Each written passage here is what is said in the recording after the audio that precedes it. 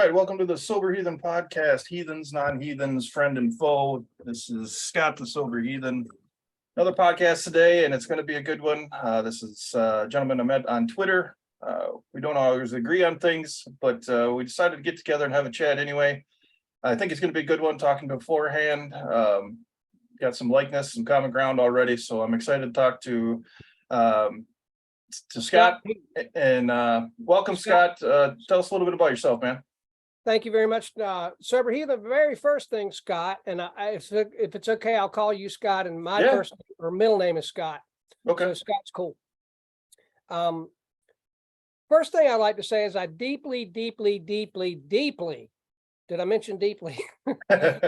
Appreciate the fact that you're willing to have a conversation with me instead of disagreeing with me and blocking me on Twitter.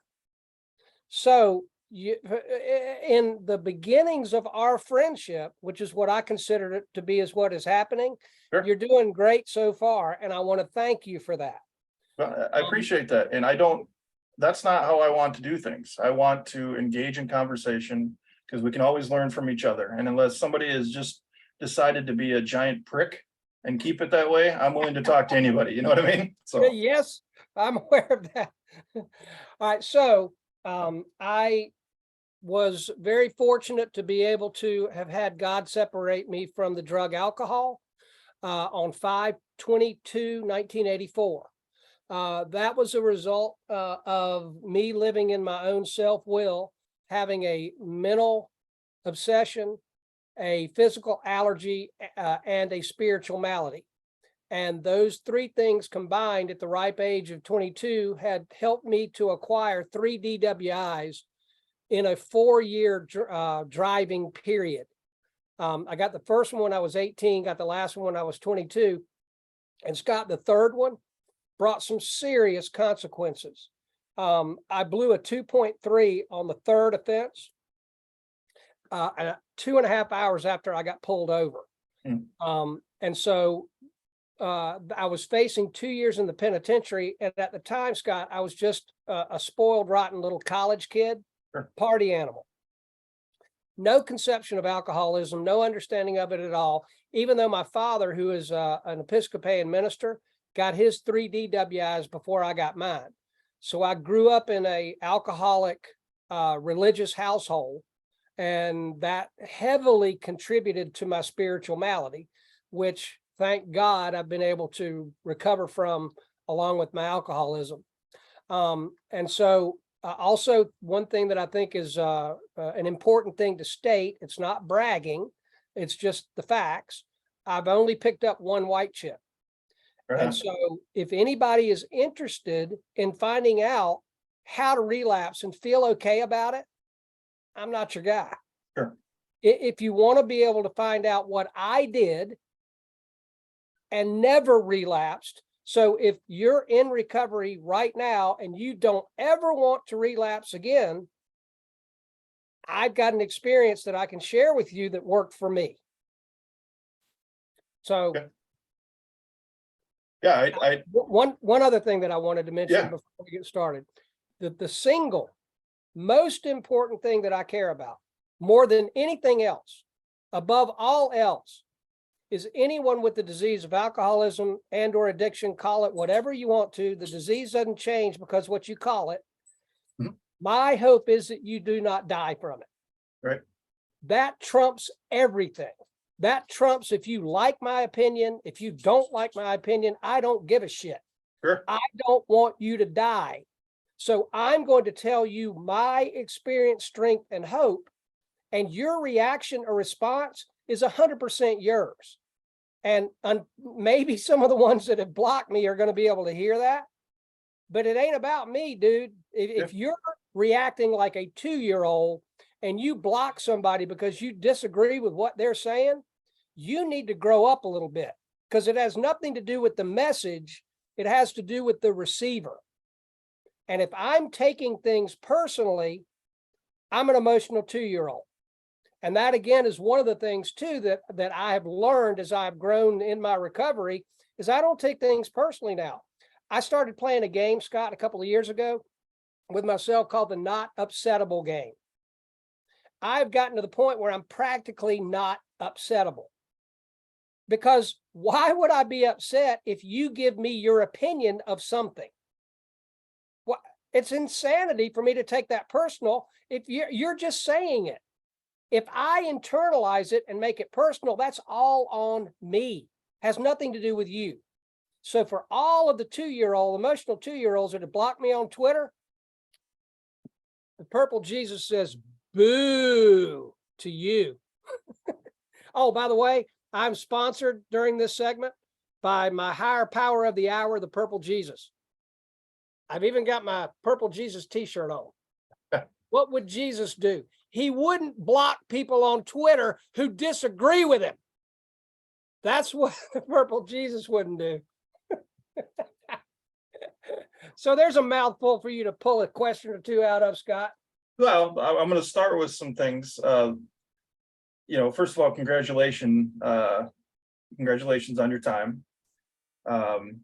Also, I don't want anybody to die either. So I think that we're both out there wanting the same thing to happen. We want people to survive and beat this thing. I think we both do that. I have 4 OWIs. I didn't learn my lesson the first time necessarily, or the second time, or the third time, or the 4th time. It took what it took to get me to where I'm at. And so I mean, I really appreciate your enthusiasm as far as the big book goes, because you can hear that you're deep into it. You use spirituality, you use all the terms and all the words that you would hear in an AA meeting from people that have been around there and done that. And I really dig it because I really enjoy the AA program. I just think some people, and you're right, it is none of your business. It's none of our business how people react to what we say or to what we do, because once we start carrying what they do, then that's the sickness trying to get us back into it. So Right. All those things I agree 100%. I think where we differ on some things, you'd commented on some things. Well, first too, okay, so I've in my journey here, I've learned a lot of things about words being important, right? So you had said, if you don't want to relapse, come to me and I'll tell you how I did it. Right. You share your experience. So I don't think anybody wants to relapse. I certainly did not want to do that. So I think sometimes it's just people hearing those words in that way. It's like, well, I didn't fucking want to. And I know that, and I've heard it before from old timers. Well, if you don't want to do it, then don't do it. Meeting makers make it, blah, blah. And you got all these things that are saying, I get all that. But I don't think anybody's out there looking to do it. And, I think, I don't know, man, you're going to do what you're going to do. I love the energy. I do. And I'm not trying to fluff you. You know what I mean? You bring a good energy and you're serious about this stuff. So I can appreciate that. I appreciate that, Scott. And one other thing I wanted to try to make very, very clear, if possible, and look, people are going to hear what they want to hear. Mm-hmm. It doesn't matter what I say. If people have already decided, it's called confirmation bias. They're going to only listen to the things if they've already made a prejudgment about me, and they do this in every other area of their life. They're going to hear what they want to hear. It really doesn't make any difference what I have to say. Sure. I'm a big book thumper because that's what saved my life. I do not, and I can say this for the next 45 minutes, and some people are just not going to accept it. I do not think AA is the only way. I do not think that whatsoever, because I'm not an idiot. There are people out there, Scott, who have recovered with other methods. Right on. But I do believe that there is only one way to recover, and that is to change. Not arguing with you there. Not arguing there. So if I have a disease that is chronic, progressive, and terminal, I want to find the best possible solution for me, and there is no other method out there that is 88 years old, that is in 180 other countries, that has between 500 and 200, depending on your Google result, other 12-step fellowships that have used basically the same solution that AA has. They just changed the like Narcotics Anonymous instead of Alcoholics Anonymous. None of these other methods have that. So if I've got about a 90 to 95 to 99% chance of dying from this thing, I'm going with what has been the most helpful to the most amount of people over the longest period of time. And then also there is a Franciscan priest that I ran into a couple weeks ago named Richard Rohr, R-H-O-R. He's a Franciscan priest. He's not an alcoholic, but he ended up in some kind of a way ending up going to Alcoholics Anonymous meetings. He wrote a book called Breathing Underwater. And one of the things that he said on a YouTube video that I listened to last week was that AA is the greatest spiritual gift from America to the rest of the world that has ever been given. Now, this is a non-alcoholic saying that, not a person inside of AA. And you look at all of these other methods, they do not have the results over the amount of time and have objective outside people like Father Rohr saying those kinds of things about AA. They just don't have them, period. Right. And so, and I agree. I've always said too, that I think a lot of people could benefit from going through the steps and approaching things in the AA way. So I agree with that too. So one thing that kind of came up in the comments as we're kind of talking here. So you'd mentioned a couple times on Twitter, real recovered people. What do you mean by real recovered people? Okay. Again, Scott, I'm glad you brought that up. I am a big book guy. Sure. All right. The AA Big Book talks about 3 types of alcoholics: moderate drinkers, hard drinkers, and then real alcoholics. Yes. Okay, a moderate and a hard drinker according to the Big Book, not according to Scott. I've got no opinions.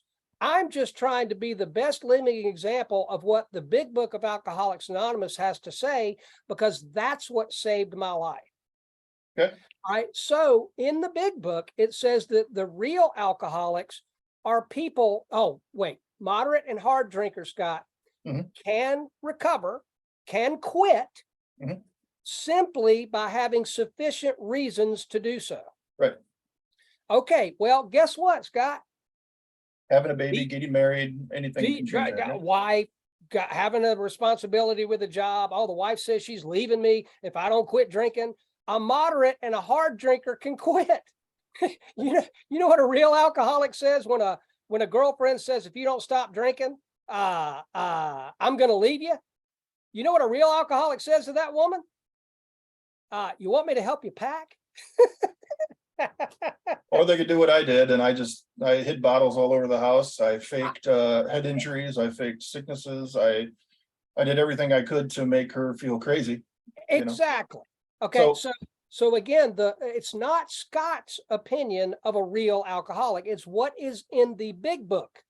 And if people don't like me because I'm saying what's in the Big Book, guess what, Scott? Newsflash. They really don't have a problem with me. They have a problem with what's in the Big Book. Well, I think what it is and it may be that they haven't read the Big Book and they don't understand where you're coming from. That could be.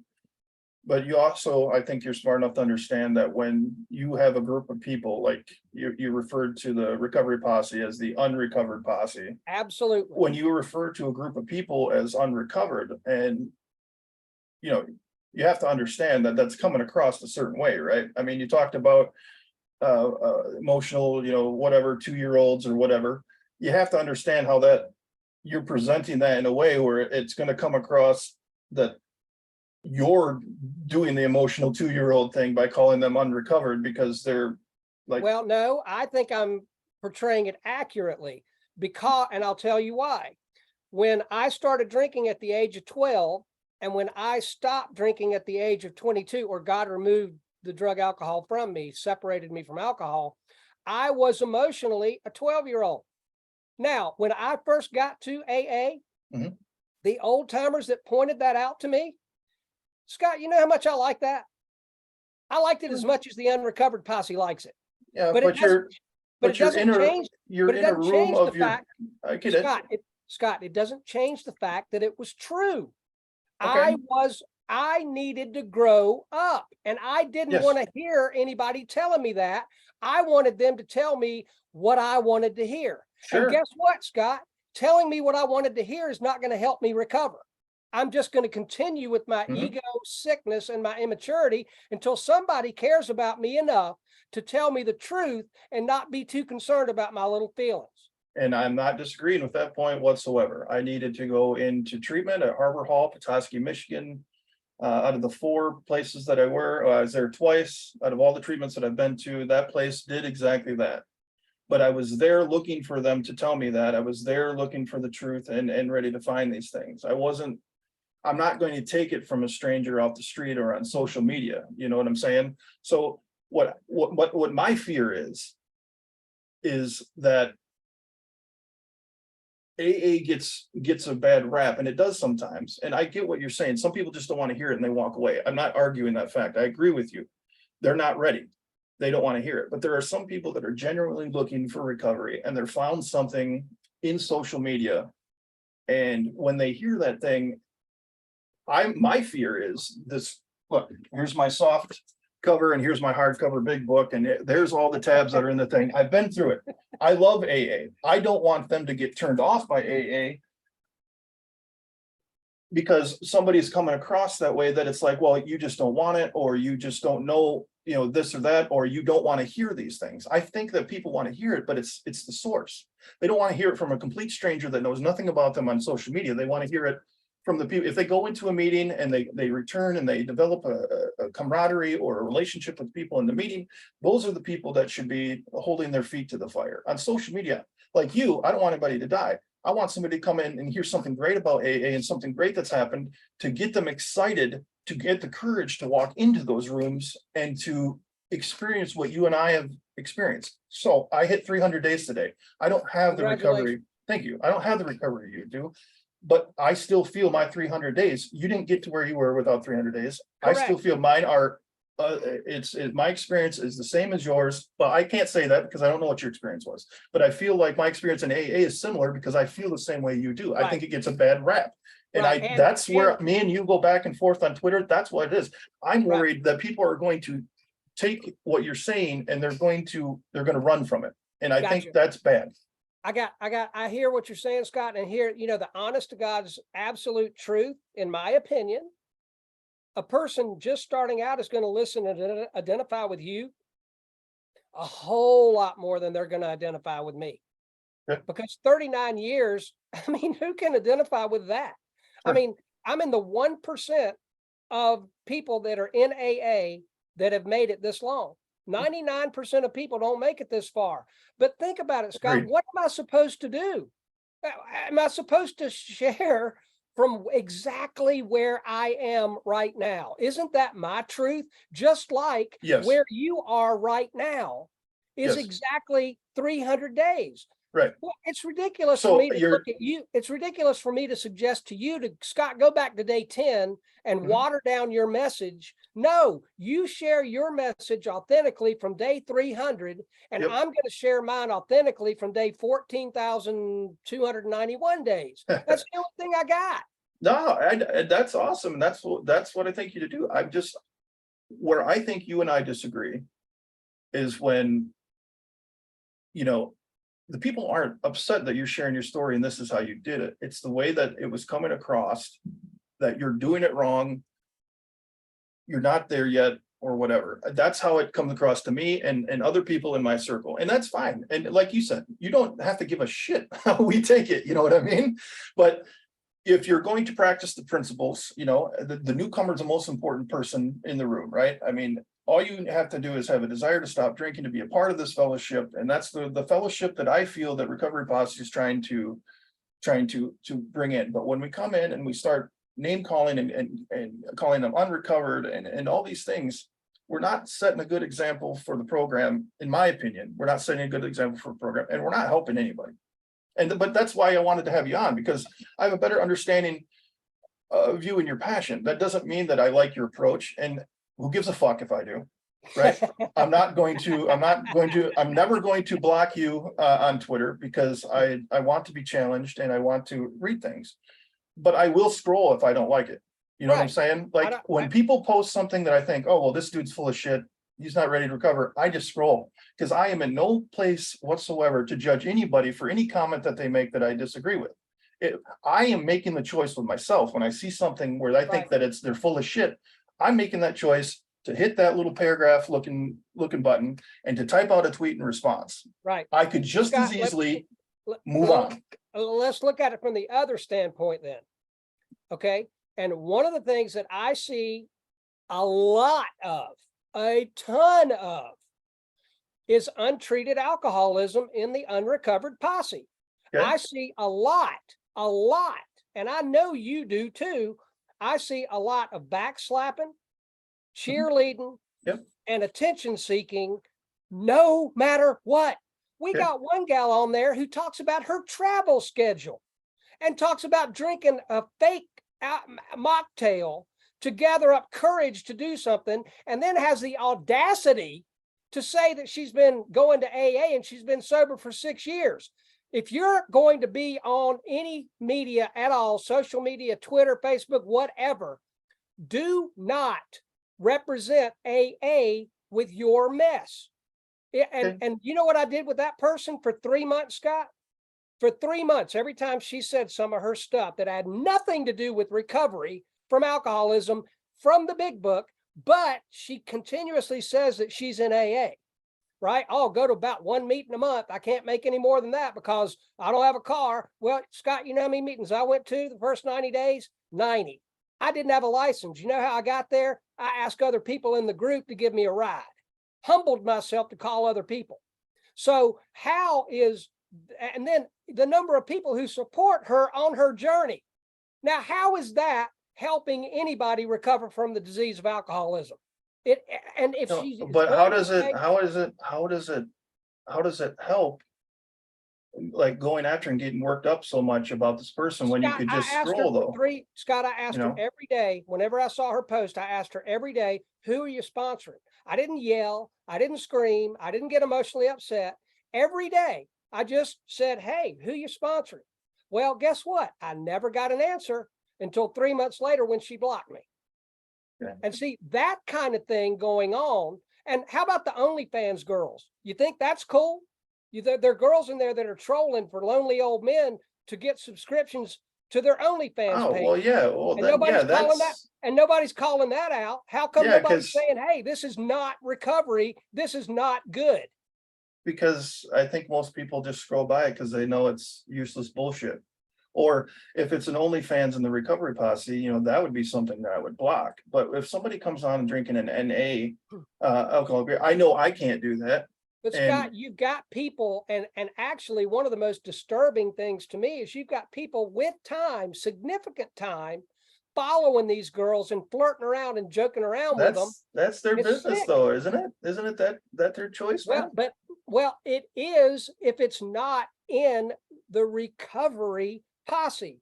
If we're supposed to be the recovery, and if they're supposed to be AA members, practice the AA program in every. I don't think the recovery posse is strictly AA members. I don't think that's the case, but I mean, I'm able, I'm old enough now. I'm almost 42 to when I see the bullshit, I just let it go and scroll through it. Just like in AA, you're supposed to take what you need and leave the rest, right? I don't need to engage in with these people necessarily. I engage with you because, you're posting a lot of stuff about the first 164 pages. And obviously I've shown you my books. I'm interested in talking about that stuff and I want to understand where you're coming from. That's why I've engaged with you. Right. Typically, if you wouldn't have engaged in the way that you did, I would have just kept scrolling. XRP Army 1, I'm just scrolling past him. This guy's useless. So that's not what I've chose to do. But these other people that you're talking about, man, I just feel like it's a waste of energy. You know what I mean? It's a complete waste of energy to even do it. Let live. I know people that talk about being in recovery, and they do a lot of good things in recovery, and they drink NA. I could never, I'm sorry, drink non-alcoholic beer. NA's, I didn't mean to confuse that with the NA group, but Understood. drink the non-alcoholic beverages. I could never do that. I drank something that was supposed to be healthy yesterday. It had apple cider vinegar in it, and it burned my stomach the same way that alcohol did when it got in there. And it was like my body was waiting for that buzz to come. Those are things that I can't do. I'm not going to sit there and judge anybody to do it, or that does do it though. If it's working for them, it's working for them, man. Well, I just, but see, but about, hold on. oh, go ahead. Okay, but see, here's the problem.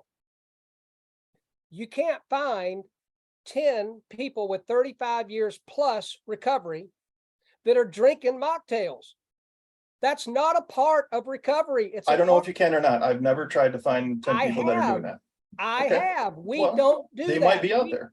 We have had a psychic change. We have had a change in our lifestyle. And what we're getting out of practicing the principles that AA has presented to us have given us a life that is not worth taking a chance of relapsing. And again, Scott, one of the things that I've done is over the decades, I've watched people relapse, and they walk right one step right out the door. All right. And then the people who stay, and what they do basically is about 4 or 5 actions. They have a sponsor. They're sponsoring other people. They're reading the big book daily. They're praying and meditating. They have a home group. They have a service position in their home group. And the people who are doing those things consistently stay sober. The people, and look, this is just the way that AA works. I'm not talking about any other methods, but there is only one way to work the AA program. Okay. There is no my program. That's horseshit. There's one way. It starts at the beginning of the book and it goes through the first 164 pages of the big book. And the only thing I'm saying, Scott, is that if you are going to say that you are in AA, then work the AA program. And if you're not, then you are going to end up relapsing because, and again, not because of what Scott says, but because of what the big book says. It says half measures availed us nothing. So if people are going down the wrong path, what am I supposed to do? Hey, I've never seen anybody do that who's stayed sober.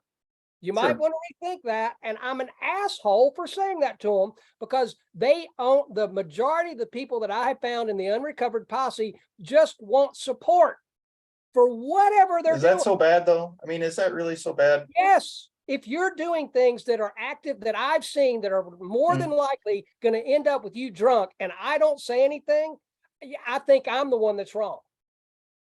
Well, no, I mean, you feel that you need to say something. That's Yes. coming from an inside thing. Isn't that coming from an ego side? Like, I need to do something to say this. This person didn't come to you specifically. I'm not trying to start an argument. I'm just trying to legit have a conversation. But again, Isn't that like, I have to take this upon myself to push these things on this person? But on the flip side, Scott, isn't it the same thing when those people are saying those things? They're sharing their experience, their strength, and their hope from the position that they're in. Yeah, but they're not. They're throwing it out there into the ether, and then we choose to react to it or not. If I don't like it, I'm doing the same thing. I'm Yeah, but throwing mine out there saying, hey, I've never to seen that person though. doing That's that the difference. nonsense. Sure. I've never So, seen anybody doing that. Let me ask you this then. I want to get your take on this then, okay? Yep. So, because you'd said AA is the one way to do it, the first 164 pages of the big book are the way to go, and they've done those 5 things that you talked about. Yep. One is to get a sponsor and to sponsor it. I know step 5 is admitted to God, to myself, and another human being the exact nature of our wrongs. It doesn't say anything specifically about sponsorship in there. So is that taking what the first 164 say and adding to it? Does that make it not the AA program, or what's your thoughts on that? Good question. Yes, specifically, it doesn't say anything about sponsorship, but what did Bill do? He worked with Dr. Bob. Well, they talked. Yeah, they got together, they talked, and they shared their experience, strength, and hope. And that's what sponsors do. Well, right, but we got this thing. It's looked at now like the sponsor is I think we've skewed what it's supposed to be. You're supposed to go to this because, Bill was only 6 months or so sober when he went to Bob and they had their talk, and he was on the verge of a relapse, right? So Correct. it's not like he had years and years and years of stacked up. I've done this, and this. Now we turn sponsors into this like higher authority, and they can come from a position of superiority. It should just be a talk and a walk through a process of things. So that's kind of what I was getting at. AA is AA, so it's either what the book says, and then we add to it, then we're taking it from AA. So my whole point to that was, by adding the sponsorship and sitting down with the sponsor and going through the steps and working in that way, that's something added on to the AA. So if somebody adds on something that we don't like, maybe somebody doesn't like the sponsorship part, they still go and share everything with their priest, their best friend. They spread their step 5 out amongst a bunch of people. I'm still listening. I'll be right back. I'm right here. Sure. Keep going. No, I'm just saying, if we make modifications, how do we know which one's the best? And I understand what you're going to probably say is the success rate that you've seen from the people doing those 5 things that you witnessed. Right. And the other thing is, one of the books that I'm reading right now, I don't know if I can get the glare right. Can you see that? Yeah, The Soul of Sponsorship. Yep. Right. It's Father Ed Dowling, and he was Bill's spiritual advisor. All right. And it's just somebody that was older and wiser, and he went to for spiritual advice. It's kind of like this. If I'm going to go climb Mount Everest, do I want to have a Sherpa? Do I want to have a guide, a spiritual, a travel guide up to the top of Mount Everest? Yeah. So, and also the big book says that I've got to be able to give it away to be able to keep it. So if the newcomer is the single most important person in the meeting, then the person that I want to help to be able to give away what I've gotten is to the person who doesn't know yet. Another thing, and I heard this on a speaker tape the other day, it's like the link in the chain, right? When I got to AA, those old timers, those oldsters were the link in the chain carrying the message to me. Yeah. Then I wanted to be able to do the same thing and be a strong link in the chain. So now that I'm in there and I'm locked in, then I want to reach back to the newcomer and then be able to be a benefit to them if they choose it. And the other part of it too is there are personal things that I don't want to talk to everybody about, but if I can begin to build that relationship. And my second sponsor is a guy named David C. He was actually my counselor in treatment. Beginning to develop that relationship, Scott, was the bridge to me to begin to get back into the human race. Right on. I didn't believe anybody genuinely cared about me. All I thought is people wanted stuff from me. David was the first person, and I talked to that man every day. And way back when I got sober, bro, we didn't have no cell phones. I had long distance bills, and I talked to that man every day. The biggest bill that I had on a monthly basis was my long distance bill, because I was willing to go to any length to recover. And I didn't want to listen to me anymore because my best thinking got me there. And then the other thing, Scott, was that I wanted to give AA a full, great shot to find out if there was anything to it or not. I wanted to max it out for a year.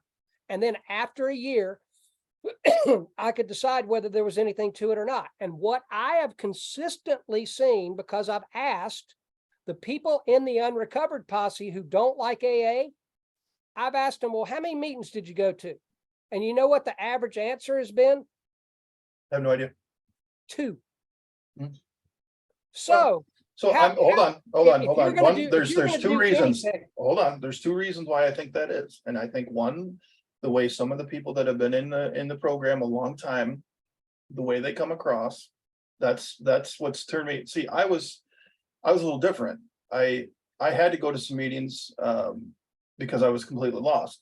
But then I started going to meetings, and then this one wasn't for me, because they either you had some people that with long-term sobriety that came in and they just gave you looks and their comments were crap, or it became a sermon.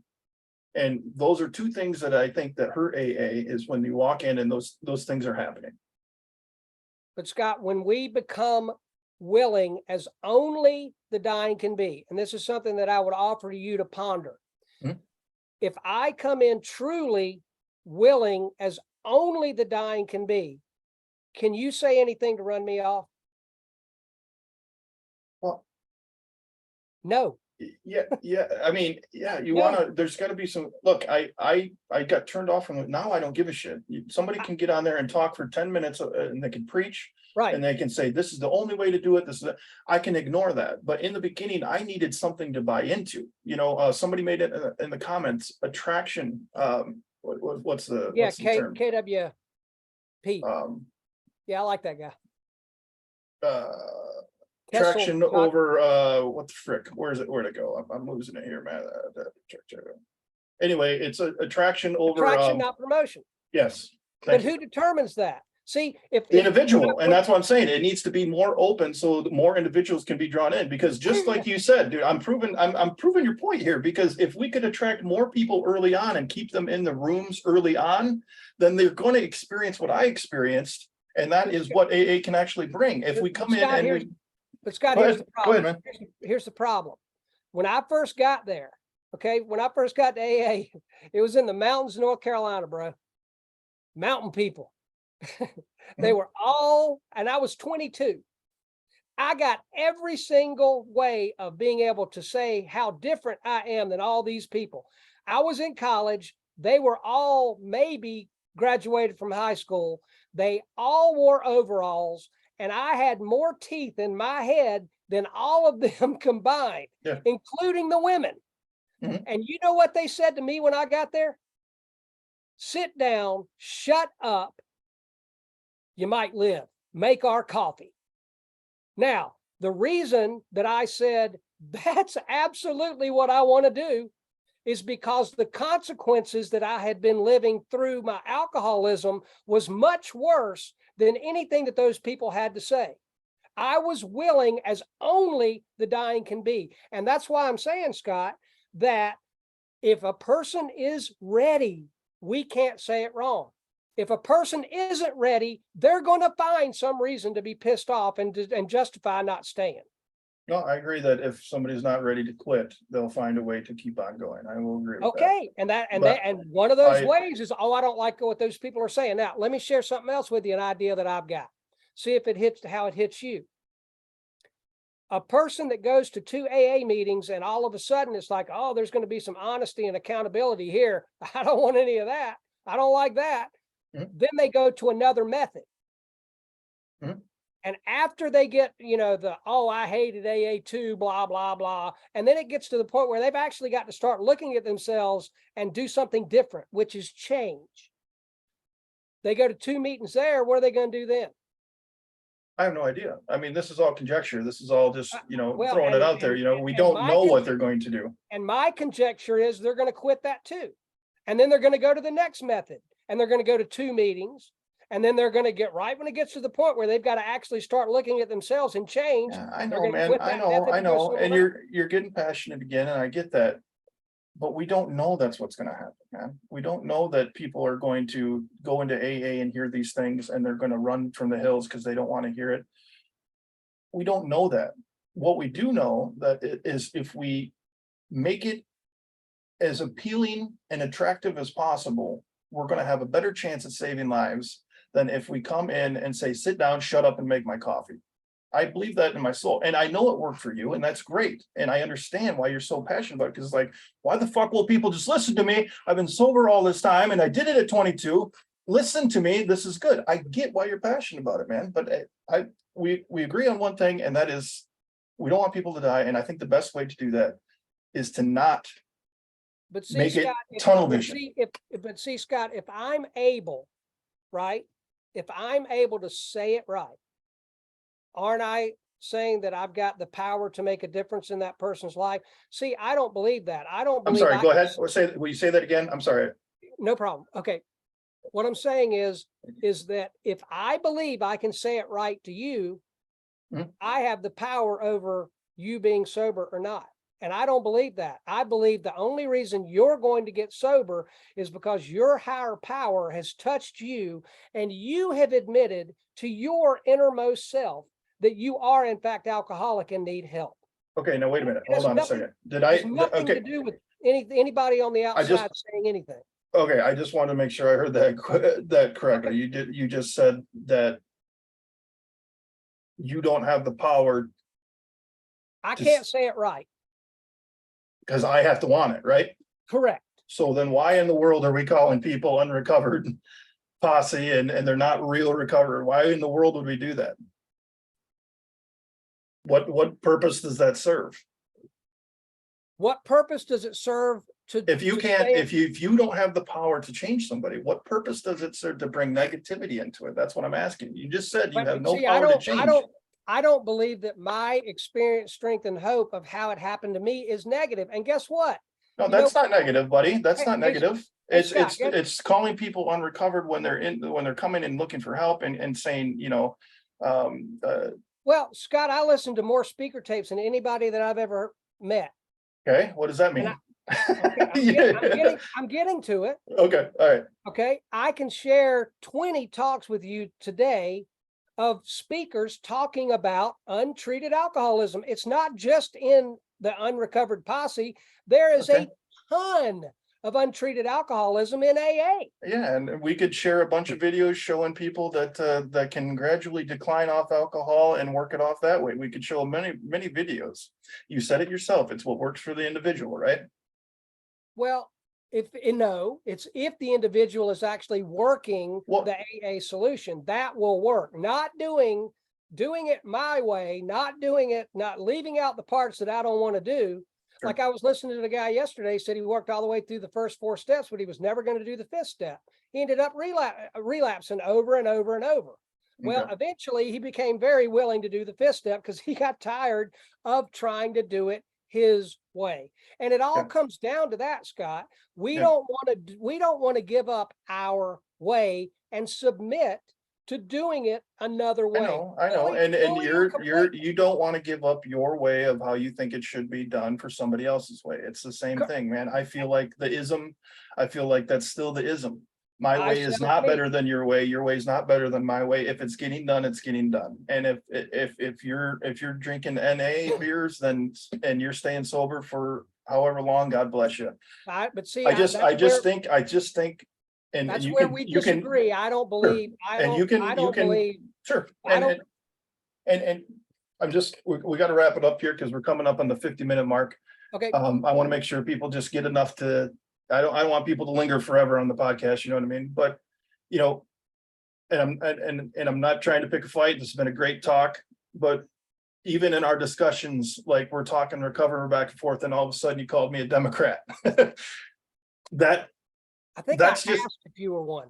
Well, you implied that I was a Democrat. I have it right here. I could look it up, but that just was completely out there. But I can, like I said, I appreciate your enthusiasm and the energy that you bring to this stuff. Obviously, you care and you love the way that you got there and the path that you got there.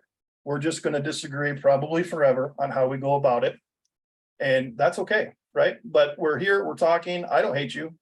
I would have you back on the podcast. I want to do panel podcasts in the future. I think you'd be a good one to have on to kind of talk with smart recovery. I want to have smart recovery, AA, and I don't want to have a debate, and I don't want anybody, I didn't want to have anybody else on here because I wanted you and I to be able to finally have a conversation. Right. You know what I mean? Understood.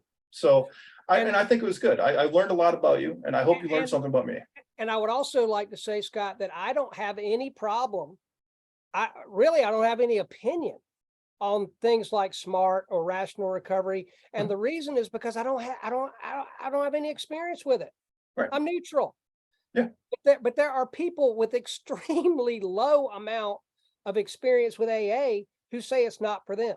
But yeah, And- and they'll and again, never get it. They'll never get that experience if we continually act a certain way that is not appealing. It's not attractive. They'll never but get see, that I don't- experience. I don't believe that. I believe that they will when they hurt enough and become willing as only the dying can I be. think, and I think if people could get in the rooms and hear what the program has to offer, it might change them before they get to a point to where I was after being passed out for hours on the floor, getting taken to the hospital, and I was a 0.46 blood alcohol content. If I could have got My in. third was a 2.3, so you got me there.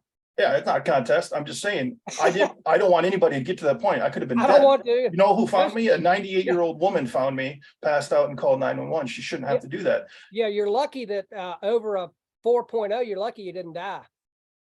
Yeah, well, it's almost half my blood is alcohol. So my point is, I didn't find that thing until after that happened, and I didn't find those things because AA wasn't clicking for me.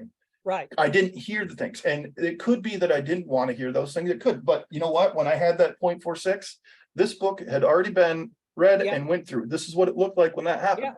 Yep. But it was there were people keeping me away from the rooms. There were people that, the preaching, I had to drop the rock. Anyway, I'm going off on a tangent. I got you. We have different views, but we have a lot of similarities. Right. And I really appreciate the conversation.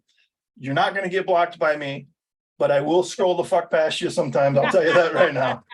So I don't have any problem with that. all right, man. Well, hey, are you gonna have Seamus? Are you gonna have Seamus on? Seamus is on tomorrow at 9 p.m. So Seamus will be on tomorrow. I look forward to talking to him too. So if you got anything that you got going on, I know you have that website, so that we talked about that a little bit beforehand. If you have any meetings or anything you want to plug, go ahead. Anybody that was listening that wants to go to any meetings. I would like to put a plug in for the Pittsburgh group that happens to be the greatest home group in the history of Alcoholics Anonymous. We famously meet Monday, Wednesday, and Friday at 7 p.m. between the graveyard and the liquor store. Mhm. We have the coffee mugs to prove it. Right on. Oh, we just got a comment in here. John says that he only has one white chip and he has no DWIs. My first AA meeting was awesome. Great. I'm glad to hear that. So Good. Well, everybody that's listening on Facebook Live, thank you very much. I didn't look at the numbers. I don't want to know because I feel like this is a good one anyway. Scott, I will send you a DM with the link to the YouTube link. You can also listen back if you want to on this on Spotify and Apple Podcast. Thanks so much for coming on, man. And have yourself a wonderful rest of your weekend, all right? And I hope you do as well. You take care. Thank All you, right. Scott. See you, bud. Bye.